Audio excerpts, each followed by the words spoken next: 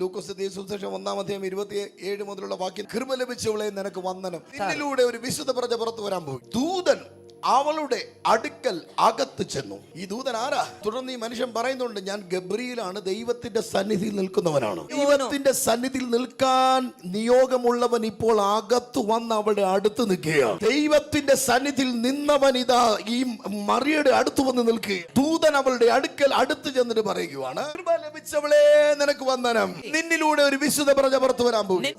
കർത്താവ് നിന്റെ കൂടെയുണ്ട്. അവൾ ആ വാക്ക് കേട്ട് ഭ്രമിച്ചു. ഇംഗ്ലീഷ് പറഞ്ഞു, ഷി വാസ് ട്രബിൾഡ്, അവൾ കലങ്ങി എന്ന് പറയും. കർത്താവിനോട് പറഞ്ഞു, ഇവൾ ദൂത് പിടിച്ചത് പുറത്തെ മനുഷ്യനില്ല, ഇവൾ പിടിക്കേണ്ടത് അകത്തെ മനുഷ്യനില്ല. പുറത്തെ മനുഷ്യനിൽ പിടിച്ചാൽ കലക്കം ഉണ്ടാകും, എന്നാൽ സ്പിരിറ്റ് സംസാരിക്കുമ്പോൾ അകത്തെ മനുഷ്യനിലെ പിടിക്കാൻ പാടുള്ളൂ. ദൈവം നിനക്ക് നൽകുന്ന വാഗ്ദത്തങ്ങളെ വളർത്തിയെടുക്കുന്ന ഫ്യൂവലാണ് പരിശുദ്ധാത്മാവ്.